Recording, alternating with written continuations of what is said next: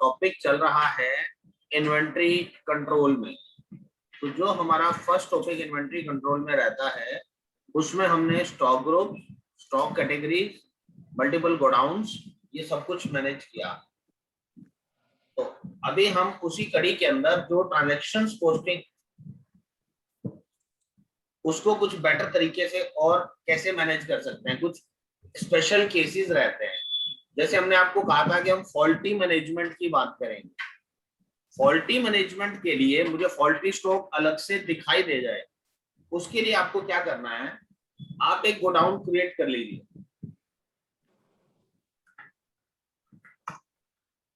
Faulty godown. और जब भी आपके बंदे से माल वापस आता है तो आप उसका एक रिजेक्शन इन, यहां जाइए, इनएक्टिव वाचर टाइप में से रिजेक्शन इन के माल रिजेक्ट होके वापस आ गया। ये देखिए, ये रिजेक्शन इन आपने उस पार्टी के नाम से ले लिया, हरियाणा शुगर वालों ने हमें कोई एक माल वापस दे दिया। यहाँ पे हमारे पास यही आइटम्स हैं।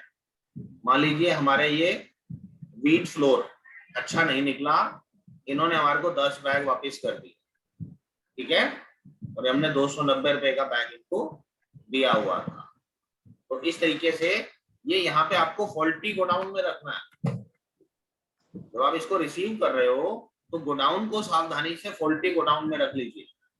ये देखिए 10 बैग जब वापस आएंगे हमारे पास तो हमारे स्टॉक में ही ऐड होंगे। ये देखिए, ये हमें बता रहा है कि रूम 1 में 308 बैग पड़े हैं और 10 बैग फॉल्टी गोडाउन में पड़े हैं। फॉल्टी गोडाउन अलग से बन जाएगा तो कितना रिजेक्टेड माल हमारे पास पड़ा है हम उसको इजीली ट्रैक कर पाएंगे। आपने परसों सीखा था display statement of inventory box में गोडाउन समरी DIG। यहाँ पे आप फॉल्टी गोडाउन में जाओगे तो सारा फॉल्टी स्टॉक आपको एक ही जगह पे दिख जाएगा। इसको एंटर करोगे तो ये भी पता लगेगा कहाँ से आया हुआ है। ये हरियाणा शुगर से आया हुआ है। हरियाणा शुगर को इसके बदले में हमने अभी क्रेडिट नोट दिया नहीं है, ये क्रेडिट नोट पेंडिंग है, ये रिपोर्ट में बनती रहेगी हमारे साथ साथ, ठीक है। कुछ हेल्प कर पाएगा ये फीचर? Yes sir. बहुत बढ़िया सर।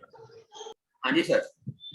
अगर इसमें कोई, जैसे अब मेरा मैन्युफैक्चरिंग है जी, मेरे पास वैसे भी रिजेक्शन निकलती है मटेरियल में से, उसकी एंट्री भी हो सकती है। मैन्युफैक्चरिंग में से क्या निकलती है? जैसे मतलब मैं सीड मैन्युफैक्चरिंग करता हूँ, उसमें से रिजेक्शन निकलती है मेरे पास। रिजेक्शन निकलती है, आप रिजेक्शन को अलग से कर सकते हो, बट वो मैन्युफैक्चरिंग की एंट्रीज में हैंडल करेंगे। Okay okay sir. ये मैंने आपको बेचा हुआ माल जो वापस आ गया, अगर आपका एक्सपायर्ड स्टॉक वापस आ जाता है आपके पास जी, तो आप उसको इस तरीके से हैंडल कर सकते हो। ठीक है जी, आप अपने गोदाम का नाम एक्सपायर्ड स्टॉक रख सकते हो। हाँ जी, ठीक है ना? सर इसमें रिप्लेसमेंट को, इसमें आपने हाँ रिप्लेसमेंट भी दे सकते हो, इसके पैसे भी वापस कर सकते हो आप। नहीं सर, मेरे पास कुछ रिप्लेसमेंट आती है और कंपनी से रिपेयर होने के बाद उसको कस्टमर को दिया जाता है, तो वो कैसे मैनेज होगा? ये देखो, एक तरीके से आपने ये इसकी क्रेडिट नोट डाली है। अब क्रेडिट नोट का अभी आपने सिर्फ और सिर्फ इन्वेंट्री पार्ट डाला है, उस पार्टी के पुराने माल के पैसे जमा कर लो और फिर नई वाली पार्ट उसको दोबारा से बिल कर दो। यही तरीका है हमारे पास। जो उसका पुराना माल आया उस पुराने माल को आप अपने पास इस तरीके से जमा कर लो, फॉल्टी स्टॉक आ गया।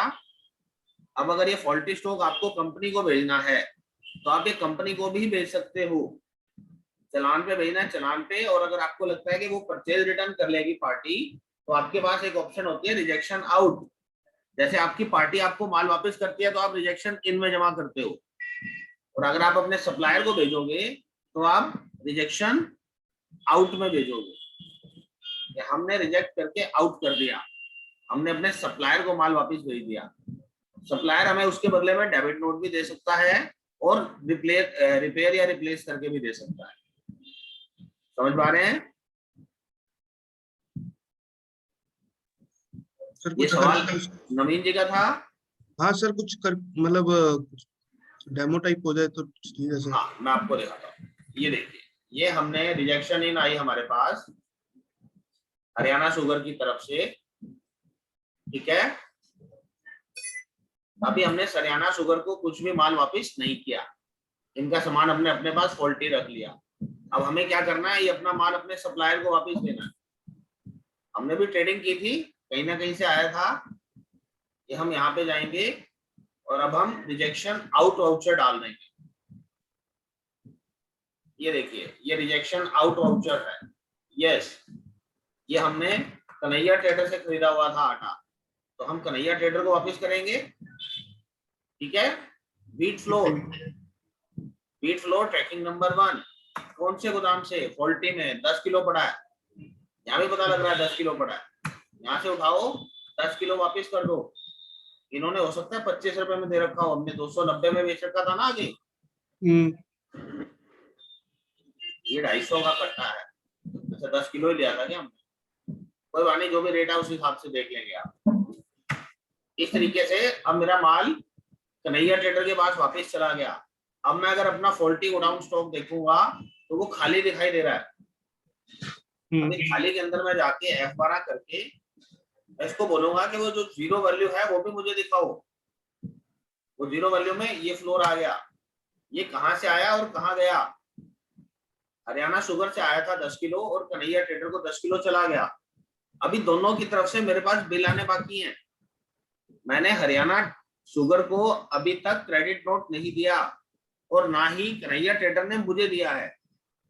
कन्हैया ट्रेडर के नाम में डेबिट नोट डालूंगा ताकि मेरी जो माल वापसी किया है उसके पैसे मुझे मिल जाएं, और हरियाणा शुगर को मैं क्रेडिट नोट दूंगा ताकि हरियाणा शुगर का हिसाब नक्की हो जाए, उसने जो माल वापस किया उसके बदले मुझे पैसे देने पड़ेंगे ना। ठीक है तो हम सर, इन जैसे ये सेल्स बिल पेंडिंग आ रहा है, तो जैसे क्रेडिट नोट आएगा तो ये हट जाएगा। हाँ मैं दिखा रहा हूँ।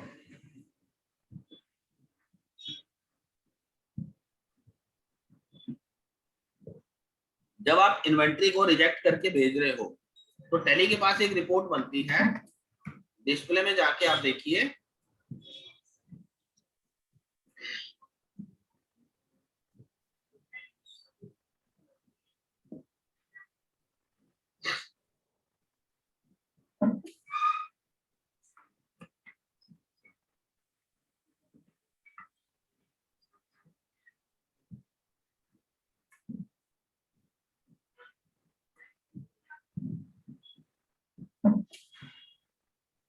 ये हमें ना अपना delivery note and receipt note भी ऑन करने पड़ेंगे, तब ये रिपोर्ट क्रिएट होगा।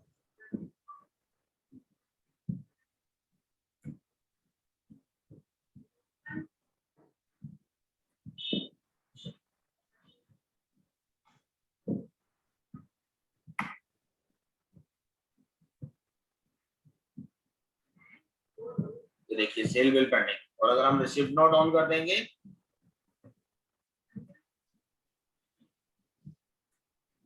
हमारी परचेज बिल पेंडिंग रिपोर्ट भी तैयार होनी स्टार्ट हो जाती है।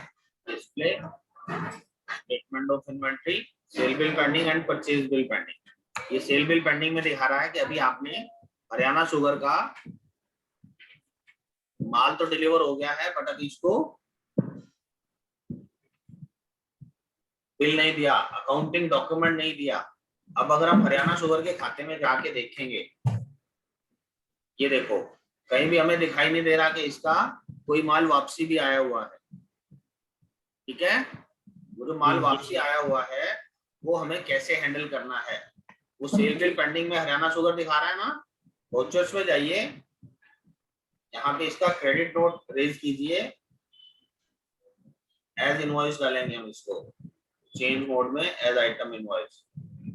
पार्टी का नाम लिया मैंने हरियाणा शुगर। हरियाणा शुगर में देखो ये एक ट्रैकिंग नंबर दिखा रहा है, पेंडिंग चल रहा है अभी, ये ट्रैकिंग नंबर उसके रिजेक्शन इन वाला जो हमारे पास आया था डॉक्यूमेंट, उसी की डिटेल दिखाएगा हमारे को। ये देखो मैंने सिर्फ वो नंबर सिलेक्ट करके और एंटर किया है, ये क्या कर रहा है, अपने आप वो टोटल वैल्यू उठा के ले आया, टोटल क्वांटिटी उठा के ले आया। अब ये वाली ट्रांजैक्शन हम पोस्ट करेंगे तो यहाँ देखो ट्रैकिंग नंबर के अगेंस्ट सेव हो रही है। ये पोल्ट्री गोडाउन में जो इसका माल आया था मेरे पास 100 किलो, ये इस तरीके से इसका बिल जमा हो गया और हमने इसको क्रेडिट नोट, ये cell return credit note issue कर दिया हमने इसको। ठीक है, ठीक है। न्यू रेफरेंस लेके सेल रिटर्न भी कर सकते हैं।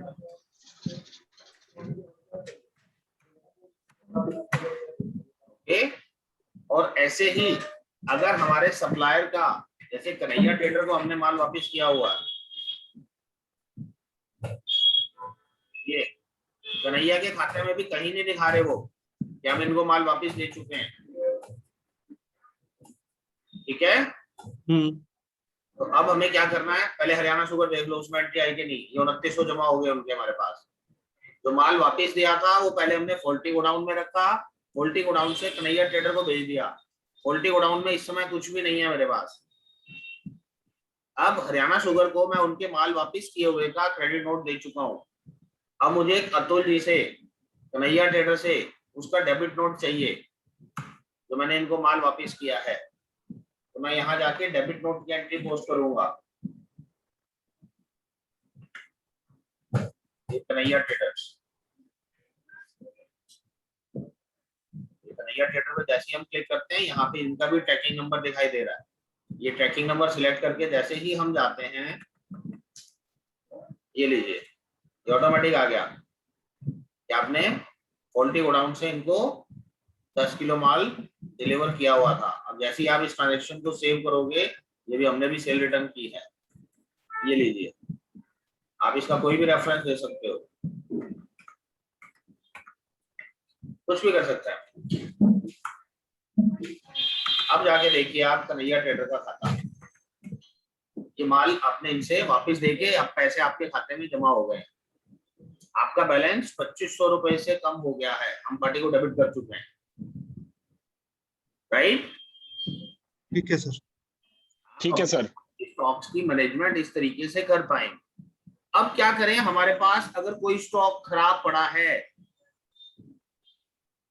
कोई लीकेज हो गई, कोई डैमेज हो गया, कोई स्टीरियो है जो हाथ से गिरा टूट गया, कंपनी बोली वारंटी भी नहीं मिलेगी। अब वो तो कंटिन्यूअसली स्टॉक में दिखाई दे रहा है हमारे को। ठीक है, तो हम उसको कैसे कैसे हैंडल करेंगे ताकि वो सेल के समय पे हमारे को तंग ना करे। हमारे पास मान लो 10 पड़े हैं, उनमें से एक फॉल्टी है, तो हमें परेशान करेगा वो। हमें लगेगा कि 10 पड़े हैं और हम 10 के 10 का ऑर्डर ले लेंगे। हमें स्टॉक में ये दिखाई देना चाहिए कि वो एक चीज डैमेज है, या वो दिखाई ही नहीं देनी चाहिए, हमें 9 चीजें दिखाई देनी चाहिए। उसको हैंडल करने का तरीका क्या हो सकता है, उसके लिए आपको जाके स्टॉक जर्नल एंट्री डालनी है। स्टॉक जर्नल एंट्री के अंदर आप ऐसा कर सकते हैं कि मेरे पास पतंजलि के ये 99 बॉक्स दिखा रहा था, या हम दंत कांति ले लेते हैं। ये ले लीजिए, दंत कांति रेगुलर 550 पीस पड़े हैं। MR1 में 50 पीस पड़े थे, गर्मी की वजह से वो ट्यूब फट गया, लीक हो गया। अब मेरी कम से कम भी 5 ट्यूब्स जो थी वो वेस्ट हो गई, तो अब मैं इसको कंज्यूम कर दूंगा, प्रोड्यूस कुछ भी नहीं हुआ। ठीक है, मैंने लिख दिया डैमेज ड्यू टू लीकेज, और ये हमने कंज्यूम कर दिया। अभी 550 पीस दिखा रहा था ना स्टॉक में, ये मैंने फॉल्टी स्टॉक कर दिया उसका। ये देखिए पतंजलि टूथपेस्ट, ये 545 बच गए। अब मुझे पता है कि मेरा जो सेलेबल स्टॉक है 545 है, 545 का ऑर्डर मैं ले सकता हूं। अब ये चीज मेरी खराब हो गई थी, डैमेज थी, कुछ नहीं कर सकता था, इसलिए मुझे इसको कंज्यूम करना पड़ा। ये कंज्यूम करने से मेरा स्टॉक लेस हो जाएगा। अगर आप प्रॉफिट एंड लॉस पे नजर डालोगे तो इतने ही अमाउंट के आपका जो परचेज स्टॉक कम हुआ है उतना आपका लॉस हो जाएगा। राइट, और अगर आपको लगता है कि आपकी आइटम रिपेयरेबल है बट अभी सेलेबल नहीं है, फॉल्टी पड़ी है, तो आप इसको ट्रांसफर भी कर सकते थे। कैसे? पहले था कि हमारा माल बाहर से आया था, हमने फॉल्टी स्टॉक में रखा था। अब अगर हमारा माल ऑफिस में ही पड़ा है और हमें पता लग गया कि यार ये बिक्री लायक नहीं है, ये तो खराब है, इसको पहले ठीक कराना पड़ेगा, तो हम उसको फॉल्टी गोडाउन में ट्रांसफर भी कर सकते हैं। कैसे करेंगे? जैसे हम ट्रांसफर ऑफ मटेरियल हमने यूज किया था, हमने मेन लोकेशन से विकास नगर में माल भेजा था ना, बिल्कुल उसी तरीके से आप बताएं कहाँ भेजा माल हमने? फॉल्टी गोडाउन में भेज दिया। फॉल्टी गोडाउन में क्या भेज दिया? कोई भी आपकी एक आइटम पड़ी थी, फॉल्टी गोडाउन में आपने ट्रांसफर कर दी। कहाँ से लेनी है? MR2 से लेनी है। कितनी? एक ही पीस लेना है सिर्फ। ये देखिए, आप नरेशन में कहानी लिख सकते हो पूरी, faulty stock transfer to faulty godown, ताकि हम इसको रिपेयर करा सकें। अब स्टॉक में चेक कैसे करेंगे? ये सेलेबल स्टॉक कितना है मेरा? सेलेबल स्टॉक है 350। 350 टोटल है। टोटल में से एक पीस फॉल्टी में पड़ा है। फॉल्टी वाला नहीं बेचूंगा मैं, मुझे पता है। ये बेचूंगा तो मेरी कंपनी रेपुटेशन खराब होगी। ये काम इलेक्ट्रॉनिक शोरूम में बहुत अच्छे से यूज किया जा सकता है, और सौरभ जी के बिजनेस में बहुत अच्छे से यूज किया जा सकता है, कन्हैया जी के बिजनेस में भी बहुत अच्छे से यूज किया जा सकता है। अब चीजों को जरूरत है तो उस एंगल से देखने की, ठीक है? मैं आपको केवल आइडियाज दे रहा हूं। उन आइडियाज को आप अपने बिजनेस में कैसे इंप्लीमेंट करेंगे वो आपके ऊपर निर्भर करता है। ये हमारे शुगर वाले भाई साहब हैं, शुगर में मॉइस्चर आ जाएगा तो बेचने लायक नहीं रहेगी वो, उसको हम फॉल्टी स्टॉक में ट्रांसफर कर सकते हैं। क्यों हरीश जी? हाँ जी सर, बिल्कुल जी। अगर हमें लगता है कि मेरा कुछ स्टॉक नॉन सेलेबल है और वो बिल्कुल मुझे इन्वेंट्री सही दिखाई देनी चाहिए मेरी स्टॉक समरी में, तो आपको ऐसी ट्रांजैक्शंस पोस्ट करनी पड़ेंगी। जैसे ही आपको खबर मिले तुरंत उसको आप नॉन सेलेबल स्टॉक में ट्रांसफर कर दो। अब इस बात से ये आइडिया भी निकल के आ रहा है कि आप अपने गोदाम का नाम भी नॉन सेलेबल रख सकते हो, यानी कोई भी नाम चूज करने के लिए आपको पूरी फ्रीडम देती है, ठीक है? तो ये हमने फॉल्टी स्टॉक को हैंडल करना सीखा। अब इसके साथ एक सिनेरियो और निकल के आता है कि हमने अपने गोदाम में कभी विजिट ही नहीं किया, हम टैली में बैठे बैठे यहाँ से बिल बनाते रहते हैं, परचेजेज आती है चढ़ा देते हैं, स्टाफ को बोल देते हैं वहां जाके रख दो। इसी दिन हमने उससे माल मंगाया कि ये 10 पीस निकाल के लाओ, वो कहता है 8 पड़े हैं। हम उसको कह रहे हैं नहीं भाई साहब देखो आपकी स्टॉक समरी में चेक करो 10 पड़े हैं, वहां होना चाहिए। वो बोलता है भाई साहब सारा छांट मारा मैंने, मुझे नहीं मिला। तो आप खुद उठ के गोदाम में गए तो आपको पता लगा कि वहां तो एक्चुअल में 8 ही आइटम पड़ी हैं। कहाँ गई? हर व्यापार के अंदर टूट फूट हो सकती है, चोरी हो सकती है, उसकी वजह से आपके स्टॉक्स फर्क कर सकते हैं जो आपके कंप्यूटर में लिखे हैं और फिजिकली गोदाम में पड़े हैं। तो इन सब चीजों को कंट्रोल करने के लिए आपको अपनी फिजिकल वेरिफिकेशन ऑफ गोडाउन्स करना चाहिए ऑन फ्रीक्वेंट बेसिस। आपका सॉफ्टवेयर या आपका स्टॉक रजिस्टर, हो सकता है मैनुअल स्टॉक रजिस्टर बनाते हो तो भी आपका स्टॉक रजिस्टर जो बता रहा है गोदाम में उतना माल नहीं पड़ा या उससे ज्यादा पड़ा है। ज्यादा कैसे हो सकता है? कोई माल आपके पास बिना बिल का आया, आपने गोदाम में रखवा दिया, बिना बिल आया है तो डेफिनेटली आपने उसकी टेलीमेंट्री तो नहीं की होगी, तो स्टॉक एक्सेस भी हो सकता है। कोई माल बिना बिल बिक गया तो उसको आप स्टॉक से लेस भी नहीं करते हो, उस वजह से भी आपके स्टॉक में गड़बड़ हो सकती है। फिजिकली कम पड़ा है, टैली ज्यादा बता रही है, फिजिकली ज्यादा पड़ा है, टैली कम बता रही है। तो उन दोनों केसेस को आप कैसे हैंडल करोगे? आप गोडाउन में जाएं, वहां से फिजिकली नोट करें हर एक चीज का और लाके टैली को बता दें। टैली को बताने की जगह है फिजिकल स्टॉक वाउचर, वो देखिए आप, ये रहा physical stock voucher, control F7। यहाँ पे आपको ये बताना है, अब देखो ये टैली बता रही है 350 पीस है कोलगेट के, ठीक है? अब आपने यहाँ पे कोलगेट सिलेक्ट किया, ये आपको गोडाउन वाइज भी दिखा रहा है 350 का ब्रेकअप, ओके? किसी वजह से आपको लगता है कि यार जो हम पहले गोडाउन वाइज मेंटेन कर रहे थे, पहले शुरू में तो सही चला, बाद में हमने खुद ही गड़बड़ कर दी, और अब आपने गिनती करवाई और आपको पता लगा कि MR1 के अंदर 150 पीस पड़े हैं और VR1 में भी 150 पीस पड़े हैं और VR2 में आज की डेट में 50 पीस पड़े हैं। आपने इस तरीके से अपने 350 पीस पूरे कर लिए और 350 पूरे करने भी जरूरी नहीं है। आपको लगता है कि नहीं यार अपने पास तो ये 45 पीस ही पड़े हैं, ठीक है, 345 पड़े हैं और उनकी लोकेशंस भी चेंज हो चुकी हैं। अगर क्वांटिटी चेंज होती तो हम सिर्फ क्वांटिटी पे फोकस करते हैं, अगर लोकेशन भी चेंज हो गई है तो आप गोडाउन भी बदल सकते हो यहीं से। यदि पीछे की सारी जो गलतियां हुई हैं उसको माफ करो और आज से इस हिसाब से स्टॉक को मेंटेन करना शुरू कर दो। ये ट्रांजैक्शन जब आप टैली में पोस्ट कर दोगे तो इस एंट्री के बाद टैली इस हिसाब से आपका स्टॉक मेंटेन करना शुरू कर देगी।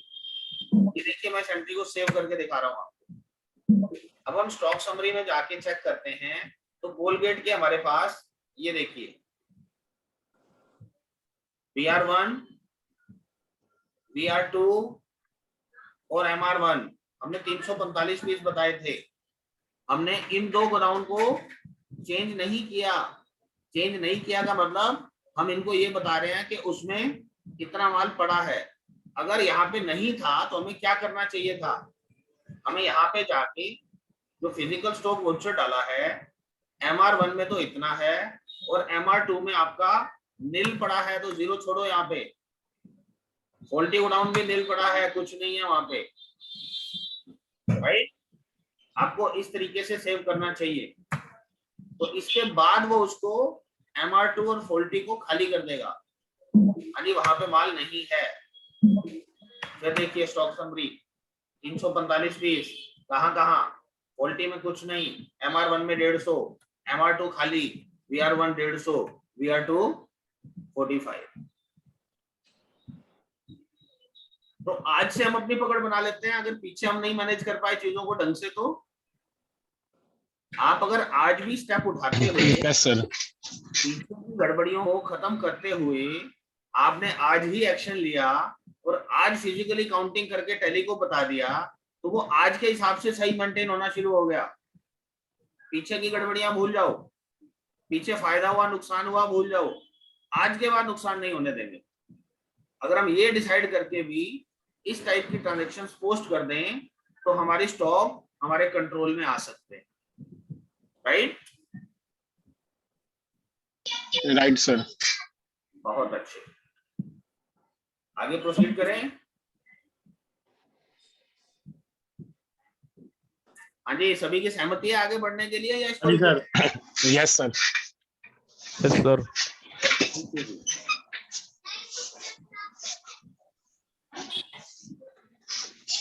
क्वालिटी स्टॉक को हैंडल किया हमने, फिजिकल वेरिफिकेशन को हैंडल कर लिया है। कंपेयरिंग पीरियड वाइज मूवमेंट, जो हम बात कर रहे थे कि किस मंथ में क्या माल बिकता है उसका हम डिसीजन ले पाए, वो हम कैसे चेक कर सकते हैं।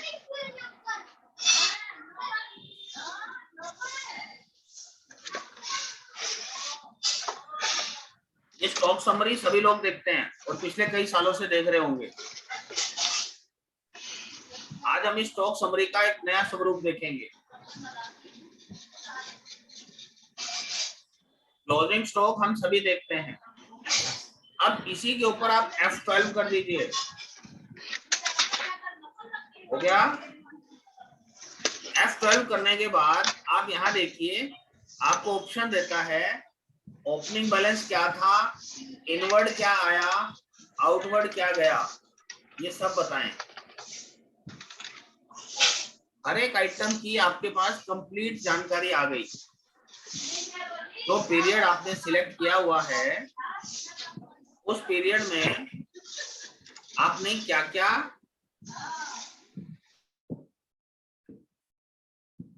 खरीदा, क्या बेचा, क्या मैन्युफैक्चर किया या क्या मैन्युफैक्चरिंग की वजह से कंज्यूम हुआ। आउटवर्ड में कंजप्शन भी आती है और सेल्स भी आती है, इनवर्ड में प्रोडक्शन भी आती है और परचेज भी आती है, ठीक है। और ये हमें दिखा रहा है कि इस तरीके से आया। तो यहाँ पतंजलि के बारे में हमें पता लग रहा है कि हमारा माल नीम सोप 250 पीस आया तो है, बिका नहीं बिल्कुल भी, यूं का यूं पड़ा है। ये 650 पीस आए तो हैं, बिके नहीं है। ये 611 पीस आए, 266 बिक गए, 345 बचे हैं। बिक गए या कंज्यूम हो गए, खराब भी हो सकते हैं। ठीक है, तो इस तरीके से हमें ये रिपोर्ट दिखाई दे रही है। अभी हमने कहा कि हम आपको पीरियड वाइज कंपैरिजन करके दिखाएंगे। तो पीरियड वाइज कंपैरिजन किस चीज का? बिक्री का। तो बिक्री में हम किस चीज में इंटरेस्टेड हैं? हम सिर्फ आउटवर्ड में इंटरेस्टेड हैं। तो आप दोबारा से F12 कीजिए, इनवर्ड को नो कर दो, ओपनिंग नो, इनवर्ड नो, और क्लोजिंग बैलेंस भी नो कर दो डियर। और फिर देखिए रिपोर्ट आपको क्या दिखाती है। ये रिपोर्ट मेरे को आउटवर्ड सप्लाई दिखा रही है, जो पीरियड मैंने सिलेक्ट कर लिया उसके लिए। ओके, अभी हमारे पास इसमें बहुत ज्यादा डेटा नहीं है, हमने केवल अप्रैल और मई की ट्रांजेक्शन डाले हैं, मगर फिर भी आपको आइडिया हो जाएगा जो रिपोर्ट मैं क्लिक करके खोलने वाला हूं। यहाँ पे आपको ऑटो कॉलम करना है। पहले आउटवर्ड ले लिया, उसके बाद आप ऑटो कॉलम कर दीजिए। ऑटो कॉलम में आपने दे दिया मंथली, टोटल कॉलम भी दिखाना है, यस। ये देखो, अबे आउटवर्ड सप्लाई सबसे पहले दिखा रहा है टोटल, टोटल मतलब जितनी आज तक हुई है। अब उसके बाद दिखा रहा है अप्रैल में और फिर मई में। तो ये रिपोर्ट क्या आपकी हेल्प नहीं करेगी ये चीजें फाइंड आउट करने में कि कौन सी आइटम किस मंथ में ज्यादा मूव करती है? अब अगर मैं आइटम 12% की बात करूं, आइटम 12% अप्रैल के मंथ में बिकी केवल 10 पीस, और मई के मंथ में बिकी 3240 पीस। यहां देखिएगा, आइटम 1 5%, ये मेरी अप्रैल में बिकी 1650 किलो और मई में बिकी 120 किलो। तो ये पीरियड वाइज उसकी सेल्स कैसी आ रही हैं ये आप कंपेयर कर सकते हो, आपका ही डाटा है। आपको खुद को ये हेल्प मिलेगी कि मेरा कौन सा माल किस मंथ में ज्यादा बिकता है, ताकि अगले साल की जब आप प्लानिंग करो उस समय ये डेटा आपके सामने होना चाहिए। आप जब भी परचेज के ऑर्डर लगाओ, आप ऐसा डेटा पिछले 2 साल 5 साल 10 साल का खोल के देख लो, आपको आइडिया हो जाएगा। आप इसमें 10-15% 20% प्लस माइनस करके अपना स्टॉक मेंटेन कर सकते हो। ठीक है, हेल्प मिलेगी किसी प्रकार की इस रिपोर्ट से? Yes sir. Atul ji, eye opener है ये हमारे लिए? यस सर, बिल्कुल है सर, सारा हमारा क्लियर हो ही जाएगा डाटा, इससे तो। हमारा ही डाटा हमारे पास सालों से पड़ा है, मगर हम उसको इस तरीके से एनालाइज नहीं कर पा रहे थे। इस समय पे मार्केट के अंदर जो सिचुएशंस चलती हैं उसमें विनर कौन होता है? विनर वो होता है जो मिनिमम स्टॉक मेंटेन करके मैक्सिमम रोटेशन करके अपने मनी की, समझना इस बात को, स्टॉक्स मिनिमम मेंटेन किए हुए हैं और अपने पैसे की रोटेशन मैक्सिमम कर पा रहे हैं। अगर आपके पास 10 लाख रुपए का स्टॉक है तो आप क्या सोचते हो कि आप उससे कितनी सेल कर सकते हो मंथली? कोई भी एक बंदा अपने आप को अनम्यूट करके बताएं कि अगर आपके पास 10 लाख रुपए की इन्वेंट्री है तो आप उससे कितनी रोटेशन कर सकते हो, कितना सेल निकाल सकते हो? जितनी जल्दी पेमेंट आएगी सर उतनी ज्यादा सेल हो जाएगी। यस, आपकी जो क्रेडिट टर्म्स हैं अगर 7 दिन की हैं और आप उसके साथ बहुत ज्यादा स्ट्रिक्ट हो कि 7वें दिन पैसा आना चाहिए, तो आप अपनी उस इन्वेंट्री को 4 बार घुमा सकते हो मार्केट में। 40 लाख की 40 सेल हो लाख की जाएगी। टर्नओवर देगी आपको 10 लाख की इन्वेंट्री। और अगर आपका साइकिल 30 डेज है तो आप एक रोटेशन निकाल पाओगे। अब वो आपके मार्जिन पे डिपेंड करता है, आपकी प्रॉफिटेबिलिटी कितनी है बिजनेस के अंदर। अगर आपकी प्रॉफिटेबिलिटी 1%, 2%, 5% वाला धंधा है तो आपकी क्रेडिट टर्म्स लंबी नहीं हो सकती। अगर आपकी प्रॉफिटेबिलिटी बहुत ज्यादा है तो आप 30 दिन क्या 60 दिन 90 दिन के उधार भी दे दोगे। समझ रहे हो आप? Yes sir. ये रोटेशंस को फास्ट रखना है और वाइज डिसीजन लेने हैं इन्वेंट्री प्रोक्योर करते समय। ऐसी रिपोर्ट्स को जरूर देखें जो आपको हेल्पफुल करें कि मेरी किसी भी प्रोडक्ट की पीरियोडिक मूवमेंट क्या है, किस पीरियड में कौन सा प्रोडक्ट ज्यादा मूव करता है। ठीक है, उसके साथ साथ केवल डाटा पे रिलाई नहीं करना, कुछ रियलिस्टिक फिगर्स को भी ध्यान में रखना है। अब देखो, अब पिछले महीने में लॉकडाउन था, पिछले साल अप्रैल में लॉकडाउन था और इस साल मई में लॉकडाउन रहा। तो पिछले साल सेल जो डिप गई थी वो अप्रैल में गई थी, इस साल डिप गई है मई में। तो हम पिछले साल के डाटा के बेस पे डिसीजन ले लेते तो हम अप्रैल में भी स्टॉक कम मंगाते, जबकि ऐसा नहीं हुआ। तो कहने का मतलब ये डाटा एक फैक्टर हो सकता है डिसीजन लेने का, बट हमें अपनी आंखें खुले रख के और फैक्टर्स के ऊपर भी ध्यान देना है। सिर्फ टैलिप के डाटा पे रिलाई नहीं करना, अदर फैक्टर्स भी स्टडी करने हैं कि अगर उस समय बिक्री कम आई थी तो क्यों आई थी। भाई लॉकडाउन था इसलिए नहीं आई थी। ठीक है, उन चीजों की प्लानिंग पहले से नहीं कर सकते आप। ये सडन चीजें हैं, ये हमेशा नुकसान पहुंचाएंगी पहुंचाएंगी। किसी किसी बिजनेस के लिए फायदा भी हुआ है। ओके, तो ये रहा हमारा इन्वेंट्री का फर्स्ट पार्ट जो हम आपको पूरी तरह डिलीवर कर चुके हैं। अब हम अपनी प्रेजेंटेशन के सेकंड पार्ट की ओर मूव करते हैं, जहां पर हम आपको और नए टॉपिक्स की जानकारी देने वाले हैं। और नया टॉपिक इन्वेंट्री मैनेजमेंट से ही कंटिन्यूड है। इसके अंदर हम बैच वाइज डिटेल मेंटेन करते हैं। हम स्टॉक क्वेरी रिपोर्ट को देखेंगे और ये जानने की कोशिश करेंगे कि हमारे टॉप बायर और टॉप सेलर्स कौन कौन है। हमें अगर अपने कस्टमर्स की पहचान होगी तभी तो हम उसको अच्छे से हैंडल कर पाएंगे। ठीक है ना, कोई मोटा धंधा देने वाली पार्टी है, उसको कैसे आइडेंटिफाई करें। तो आज का हमारा चैलेंज यही है, इसको हम कैसे फाइंड आउट कर सकते हैं अपने डाटा से, मैं भी दिखाने वाला हूँ।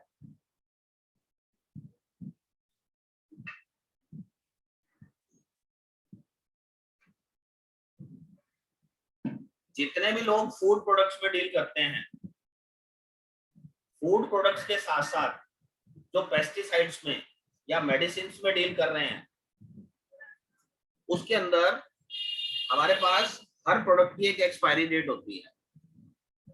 गुप्ता जी की बात करूं, ये इलेक्ट्रॉनिक आइटम्स बेच रहे हैं, तो इनके पास भी अपने प्रोडक्ट की एक्सपायरी तो नहीं होती, बट उसकी वारंटी एक्सपायरी डेट होती है। ठीक है, फूड प्रोडक्ट्स, केमिकल और चाहे इलेक्ट्रॉनिक्स हो, मेडिसिन हो, हर एक के अंदर एक बैच और एक्सपायरी डेट को हम यूज कर सकते हैं। आज हम दिखाएंगे कि वो कैसे यूज किया जा सकता है। इनकी रिक्वायरमेंट पहले एक बार समझते हैं कैसे कैसे।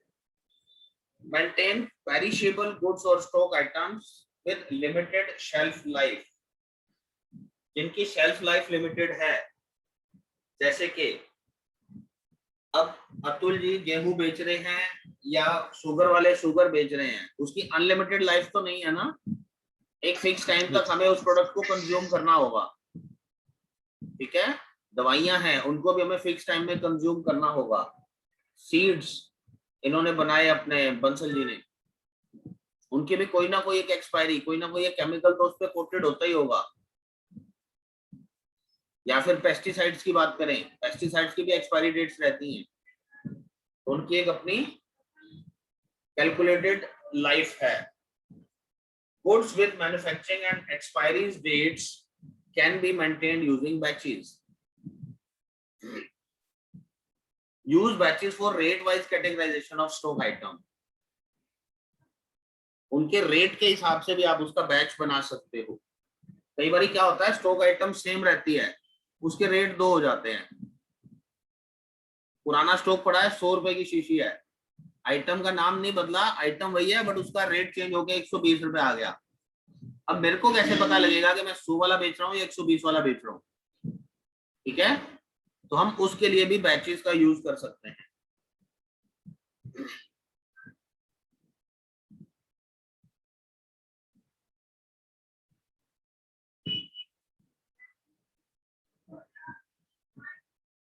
अगर आप बैच मेंटेन कर रहे हो, अब दवाइयां बनाने का प्रोसीजर देखते हैं। दवाइयों वाले क्या करते हैं, वो कुछ भी दवाइयों के जो इंग्रेडिएंट्स होते हैं, मान लो एक खांसी की दवाई बन रही है, खांसी की दवाई बनाने के लिए उन लोगों ने क्या किया, एक घोल तैयार किया। वो घोल एक शीशी में तो 100 ml आना था, वो क्या 100 ml का घोल बनाएंगे? नहीं, उनका तो थाउजेंड्स ऑफ लीटर्स बनेगा।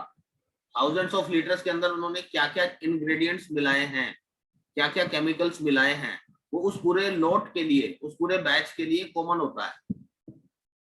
तो अगर एक बैच खराब निकला तो इसका मतलब एक शीशी खराब नहीं होगी, उस बैच की जो हजारों शीशियां बनी थी वो सारी खराब होंगी। ठीक है। अगर हम ऑटोमोबाइल इंडस्ट्री की बात करें, हमने मार्केट में कई बार एग्जांपल देखे हैं।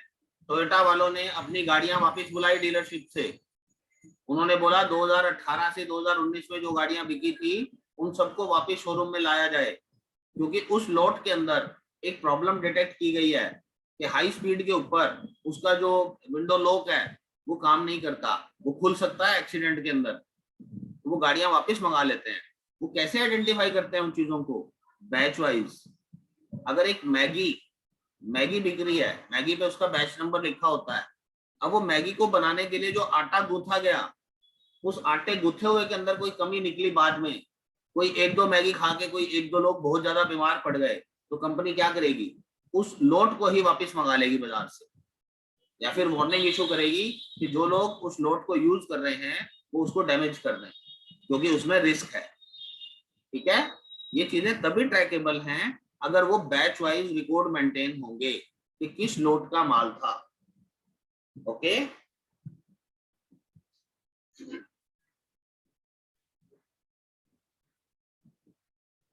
अब ये टैली में प्रैक्टिकली कैसे करते हैं, हम उसके ऊपर बात करते हैं। बैच कैसे मेंटेन किया जाता है? आप में से कोई है जो बैच यूज कर रहे हैं ऑलरेडी टैली में? वन बाय वन अनम्यूट करके बताएं प्लीज। अतुल जी, यूज कर रहे हो batches? No sir. Haryana sugar? नहीं सर। सौरभ जी? मैं कर रहा हूँ सर। और गुप्ता जी? नहीं सर। ओके। तो आज हम देखते हैं कि ये क्या बेनिफिट है और किस तरीके से हमें बेनिफिट पहुंचा सकता है।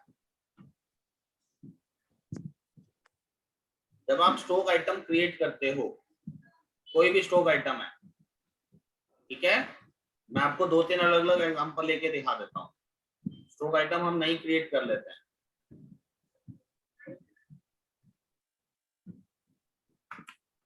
एक हम कार स्टीरियो के नाम से बना लेते हैं। सोनी बना ले क्या?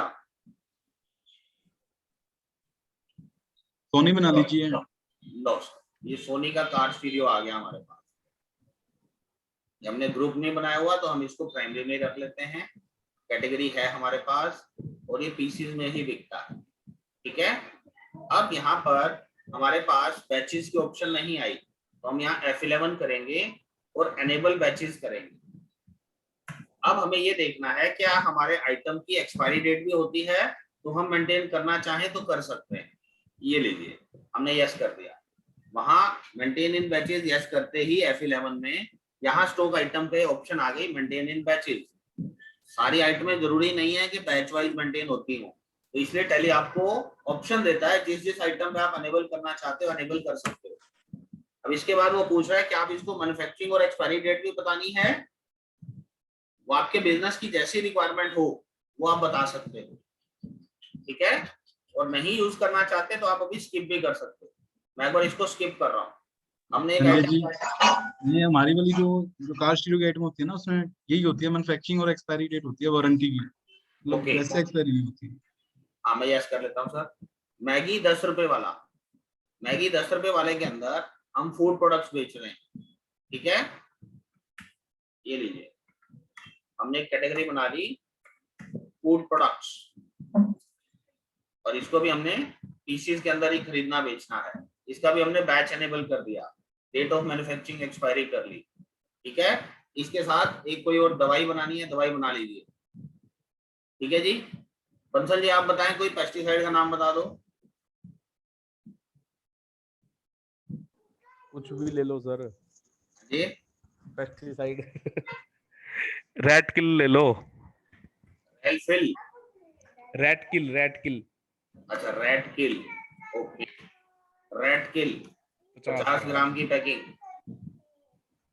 ये लीजिए, ये भी हमने पीसीज में ले लिया, बैचेज में यस कर दिया, मैन्युफैक्चरिंग एक्सपायरी इसका ये हमने अप्लाई कर दिया। मैं एक बार जीएसटी पे कंसीडर नहीं कर रहा हूँ क्योंकि मेरा फोकस बैचेज पे है। अब इसके साथ जो हमने आइटम कार स्टीरियो बनाई थी उसको भी ऑल्टर कर लेते हैं। गुप्ता जी कह रहे हैं कि उसमें भी मैन्युफैक्चरिंग एक्सपायरी डाल दो, लो सर ये भी हमने डाल दिया, ठीक है।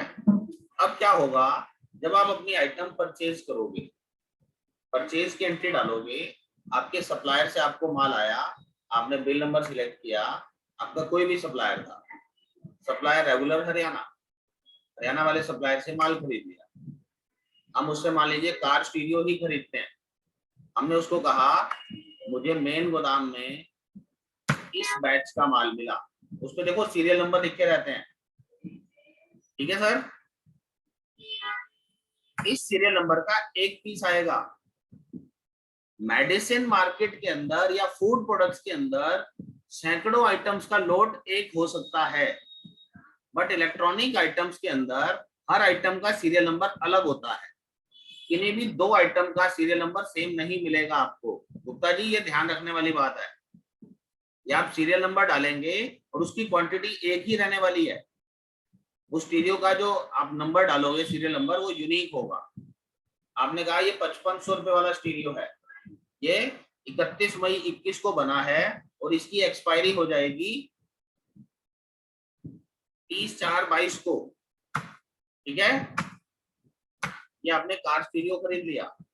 अब इसके साथ अगर आप रेड किल भी खरीद रहे हो, रेड किल 50 ग्राम, रेड किल 50 ग्राम भी हमने मेन लोकेशन में ले ली, इसका भी कोई बैच नंबर होगा, वो बैच नंबर की कोडिंग कंपनी के पास होती है, यहाँ पे ये मल्टीपल आइटम हो सकती हैं, ठीक है। तो हमने कहा कि ये भी 31 मई का है, हो सकता है कि पुराना माल आया हो मेरे पास, ये 1 जनवरी 2021 की मैन्युफैक्चरिंग वाला माल आया है जो कि मेरा दिसंबर 2021 में एक्सपायर भी हो जाएगा, ठीक है। इस तरीके से हमने उसके बैच मेंटेन कर लिए, राइट, समझ में आ रहा है। अब हमने मैगी खरीद ली, मैगी के अंदर भी हमने कहा मेन लोकेशन पे मैं इस वाले बैच का माल लेके आया हूँ, इसमें भी 150 पीस खरीदे मैंने, ये 11 रुपए की थी, 12 की बिकेगी मेरी, ये भी 1 फरवरी का माल था जो मेरा 31 जनवरी 2022 तक एक्सपायर होगा। ये देखिए अब हमने परचेजेस कर लिए सारे के सारे, ओके। अब हम जब स्टॉक में जाके देखते हैं, स्टॉक में मैगी, शिफ्ट एंटर, कौन से लोड का माल पड़ा है और किस गोदाम में पड़ा है, ये वाला लोड मेरा मेन लोकेशन पे पड़ा है 150 पीस। और ऐसा भी हो सकता था कि जब मैं इसको परचेज कर रहा था तो वो मेरा 2 अलग अलग बैचेज में, मैंने एक ही बैच को मैंने 2 अलग अलग जगह पे खाली कराया हो। ये लो जी, ये 50 पीस तो मैंने यहाँ रख दिए, और ये लीजिए, और मैंने कहा विकास नगर में भी सेम बैच A 2 3 4 5 6 इसी बैच के 50 पीस, ये देखिए, ये जनवरी 21 और ये 31/12/21, ये सेम लोड सेम एक्सपायरी का माल 2 अलग अलग गोदाम में भी उतार सकता हूँ। ये देखिएगा, ये स्टॉक समरी आ गई मेरे पास।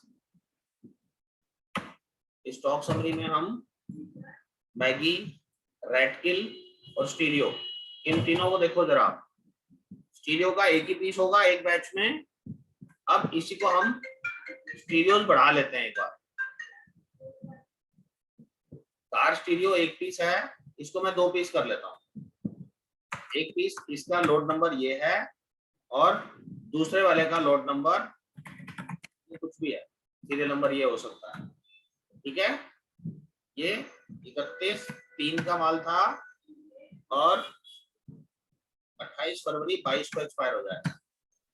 ये देखिए, अब इस स्टॉक को आप जब यहाँ चेक कर रहे हो, ये कार स्टीरियो हमारे को बता रहा है, एक कार स्टीरियो मेरा पड़ा फॉल्टी गोडाउन में और एक पड़ा मेरा मेन लोकेशन में। टोटल अपने पास पड़े हैं दो में से एक फॉल्टी गोडाउन में पड़ा है और उसका सीरियल नंबर ये है। इस टाइप की डिटेल हमारे पास अवेलेबल हो जाएगी। गुप्ता जी, स्टीरियो को स्टीरियो ना समझते हुए हम उस स्टीरियो के सीरियल नंबर तक पहुंच गए और सीरियल नंबर तक पहुंचते पहुंचते हम उसकी वारंटी की एक्सपायरी तक पहुंच गए। अब यहाँ पे मेरे को एक्सपायरी भी देखना था, तो F12 दबाइए। F12 दबा के आप इसके अंदर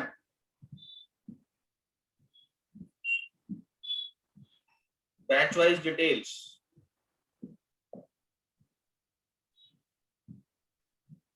डिटेल्ड कीजिए यहाँ पे और इसको मैन्युफैक्चरिंग एंड एक्सपायरी डेट्स को यस कर दीजिए। अब देखो ये वाला जो मेरा स्टीरियो है 31 मार्च 21 का बना हुआ है, 28 फरवरी 22 को इसकी वारंटी एक्सपायर हो जाएगी। गुप्ता जी, हाँ समझ रहा हूँ सर मैं आपकी बात। सर एक छोटी सी बात और पूछना चाहूंगा मैं, जैसे ये तो हम एक एक पीस कर रहे हैं, हमारे पास जो पीस होता है स्टॉक होता है 1000 से 10 पीस का होता है, हाँ जी, उसका हमें एक एक पार्ट का सीरियल नंबर डालना पड़ेगा सर। बिल्कुल निकालना पड़ेगा सर।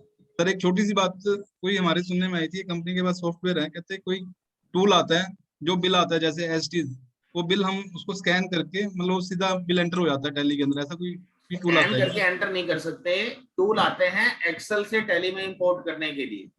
अच्छा, आपके पास अगर हजारों पीस का स्टॉक आता है तो वो जो आपका सप्लायर है वो हाँ आपका जी, बिल आपको एक्सेल में भी देने को तैयार हो जाएगा। बिल्कुल हो जाएगा जी। ठीक है ना, वो आपसे हाँ आप जी, उसका परचेज रजिस्टर मंगा लो पूरा का पूरा। ठीक है जी। आपके वो परचेज रजिस्टर को टैली में ट्रांसफर कर सकते हैं, उसके लिए एक टूल आता है, वो टूल लेना पड़ेगा। ठीक है सर। हाँ बिल्कुल सर, थैंक यू। अब देखो रेड किल के अंदर भी हमारे को ये पता लग रहा है कि ये सेम बैच है बट इसकी लोकेशन अलग अलग है। सेम बैच का माल मेरा विकास नगर भी पड़ा है और मेन लोकेशन में भी पड़ा है। मैगी के बारे में बात करें तो हमारे पास सारा का सारा माल एक ही गोदाम में पड़ा है, उसकी एक्सपायरी डेट हमें पता लग रही है। ओके, ठीक है सर, आगे बढ़े। Yes sir. अब देखिए सर। अभी अभी हमने सिर्फ स्टॉक को इस टाइप से मेंटेन करना शुरू किया। अब क्या हुआ, ये जो मैगी हमारे पास आई है या जो रेड किल हमारे पास आई है, ये रेड किल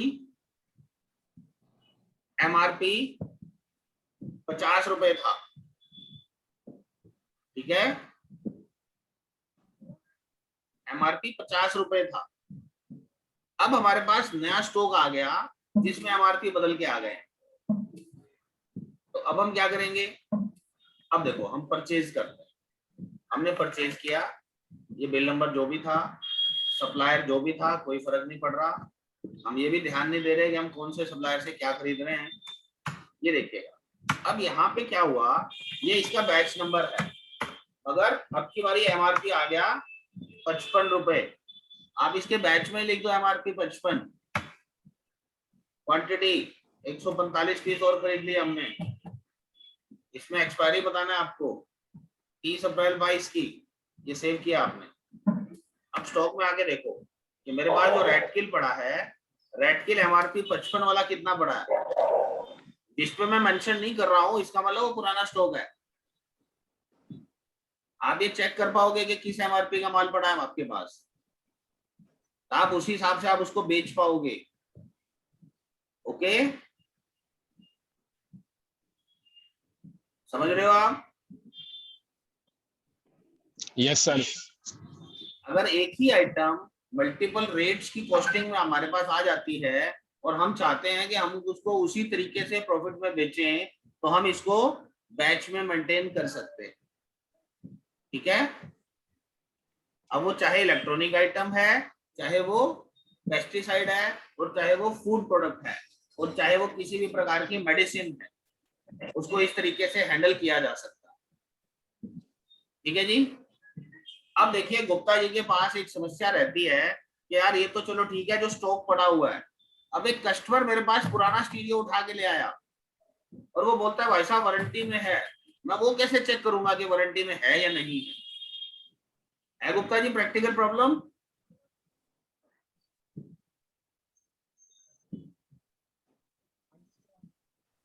गुप्ता जी जवाब देंगे तो अच्छा लगेगा।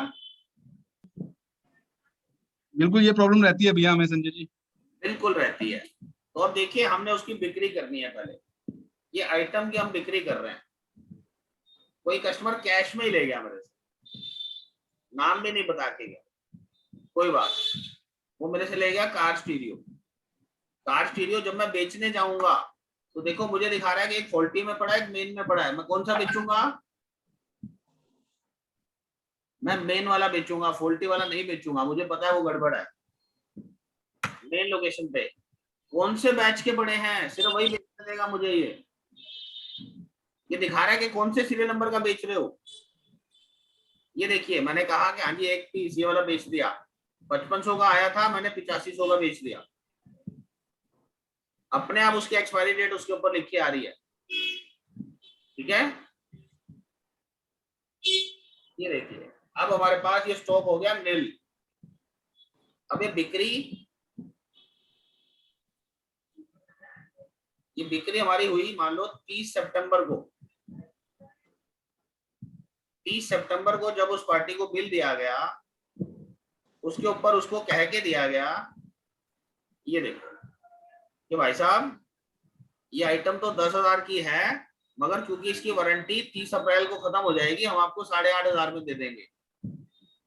ये हमने उसको कह के दिया था। ओके, अब देखिए अब हम 30 सितंबर पे खड़े हैं। 30 सितंबर के बाद मैं इसके अंदर, आप ये चलो कि हम 18 अक्टूबर की एक एंट्री डाल देते हैं, कोई भी कुछ भी, ताकि मेरी जो डेट ऑफ लास्ट एंट्री है वो चेंज हो जाए।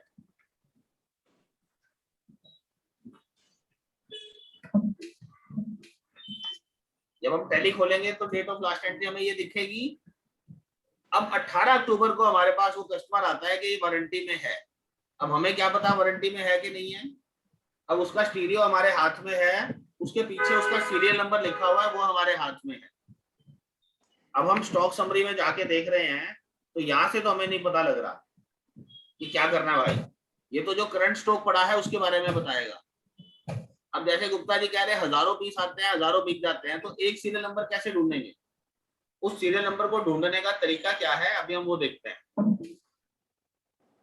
डिस्प्ले, इन्वेंट्री बुक्स और बैच में जाइए।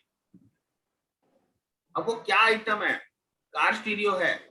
अब वो क्या सीरियल नंबर लाया है? सीरियल नंबर तो हमें उसके पीछे दिख रहा होगा ना। अगर ये लिस्ट हमारे पास हजारों आइटम की भी हो तो हमें अपने उस आइटम को यहाँ पे टाइप करना है, और जैसे ही हम उसको एंटर करेंगे और यहाँ पे पीरियड को चेंज कर दीजिए, स्टार्टिंग टू एंड ले लीजिए, स्टार्टिंग टू एंड, तो आपको ये टैली ढूंढ के बता देगी कि ये आइटम कब खरीदी गई और कब बेची गई। अब देखो हमें पता लग रहा है कि ये आइटम 31 मई को तो हमारे पास आई थी और 30 सितंबर को कस्टमर के पास गई थी। पकड़ में आ गया कि हमारा ही बेचा हुआ माल है। Gupta ji yes sir. हाँ यस सर। कई बार तो ये समस्या होती है कि माल भी हमारा बेचा हुआ नहीं होता, हाँ बिल्कुल सही बात है। किसी और से खरीदा हुआ, वो पता है सोनी के डिस्ट्रीब्यूटर है, इनके पास चले जाओ ये बदल देंगे। तो हमें तो केवल उसी की वारंटी देनी है ना जो हमारे से खरीदा गया।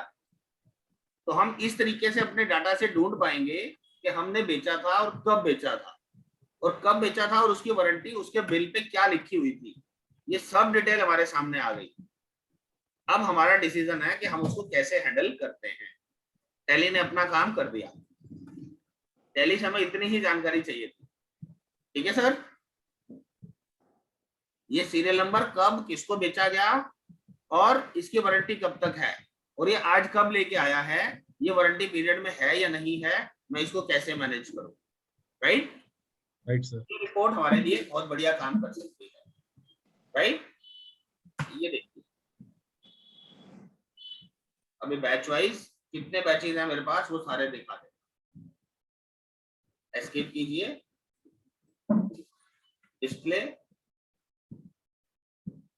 Inventory books, batch wise report. हमने मैगी दिया, इसका कौन सा बैच कैसे पड़ा है मेरे पास।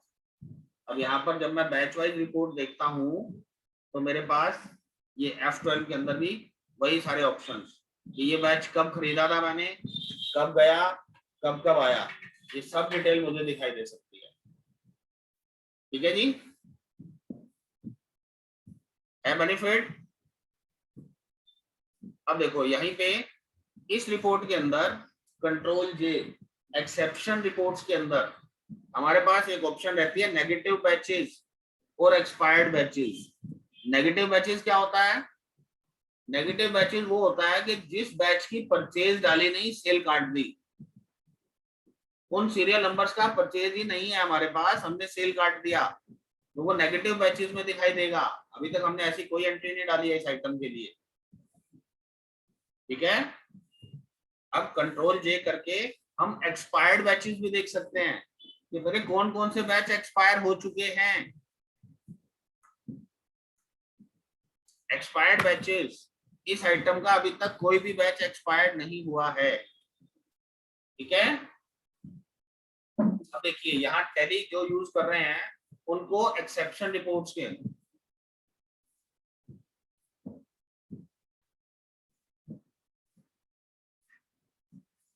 सबको गोटो फंक्शन यूज करना आ गया होगा। इस गोटो में जाके भी अगर आप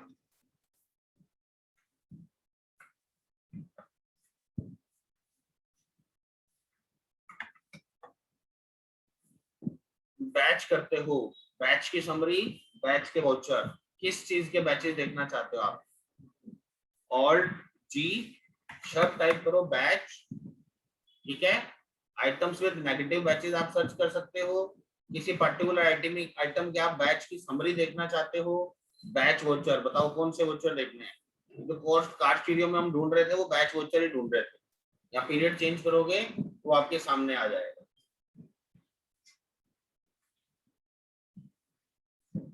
हाँ जी सर, कुछ फायदा पहुंचाएगी ये बैच की रिपोर्ट हमारे को?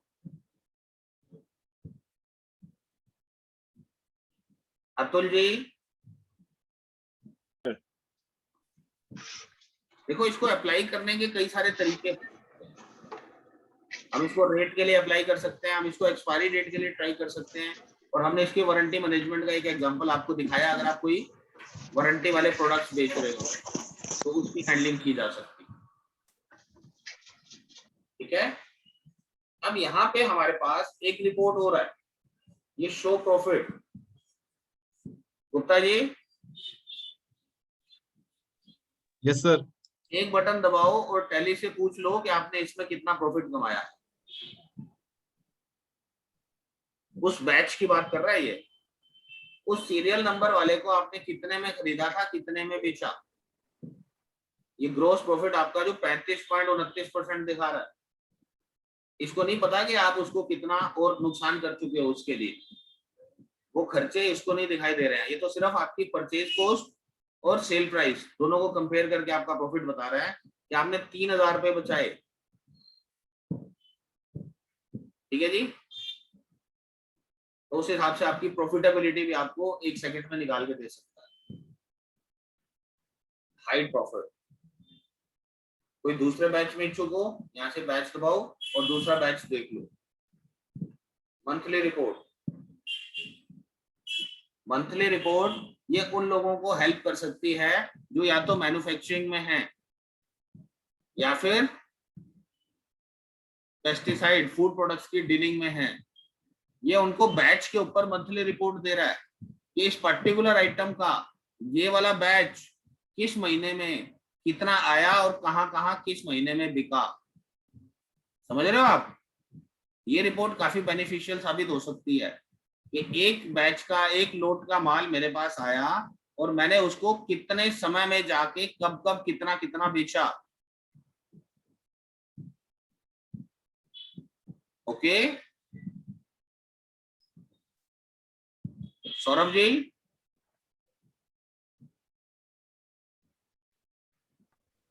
यस सर बिल्कुल। जो ऑप्शंस आज हम एक्सप्लोर कर रहे हैं, आप बैचेस को उस तरीके से यूज कर रहे हो ऑलरेडी, या कुछ उसमें हम 1-2 पॉइंट एक्स्ट्रा ऐड कर पाए? नहीं सर, ऐसे यूज नहीं कर रहे इतने ज्यादा डिटेल लेवल पे। मैं तो सीधा बस बैच मेंटेन कर रहे हैं कि भाई जिसको सेल किया किस बैच का सेल किया हुआ है। आप सिर्फ उसको इनवॉइसिंग पर्पस के लिए यूज कर रहे हो, रिपोर्टिंग के लिए यूज नहीं कर रहे हो जी। तो आपके बैच की रिपोर्ट्स में काफी पावर है। आप अपने एक्सपायर्ड बैचेस को ट्रैक कर पाओगे, कब कब एक्सपायर होने वाले हैं वो भी आपको दिखता रहेगा। स्टॉक समरी में जाके आपको Yes, sir. टोटल दिखाई दे जाता है, ठीक Yes, है। sir. और एक खास Yes, बात sir. और है, टैली के अंदर जब आप बिलिंग करने जाते हो, ये देखिए बिलिंग के अंदर F12 कीजिए, यहाँ पे आपको एक ऑप्शन मिलेगी use expiry batches for stock items. आपको यहाँ पे एक ऑप्शन और मिलेगी, जो ERP यूज कर रहे हैं उनको F12 के अंदर ही मिलता है कि allow billing of negative batches, या ब्लॉक करना है। अब देखो ये use expired batches for stock items, ये नो है, मतलब अगर आपके पास कोई एक्सपायर्ड स्टॉक पड़ा है तो उसकी बिलिंग नहीं काटने देगा टैली आपको, क्योंकि अगर कोई एक्सपायर्ड माल मार्केट में बिल होके चला गया तो भाई साहब रेपुटेशन खराब हो जाएगी, समझ रहे हो आप। इस लेवल तक का कंट्रोल टैली ने आपको ऑलरेडी दिया हुआ है, बट हम शायद कभी इन चीजों को देखते नहीं है। कोई भी माल अगर आपका एक्सपायर हो गया है तो उसको टैली बेचने नहीं देगी, और अगर आप फिर भी बेचना चाहते हो तो इस ऑप्शन को यस कर लेना, फिर जाके आपको अलाउ करेगा ये। ओके, तो ये आज का हमारा टॉपिक बैचेस का यही कंप्लीट हुआ। आज का जो हमने थर्ड टॉपिक टच किया था उसमें एक रिपोर्ट है स्टॉक क्वेरी।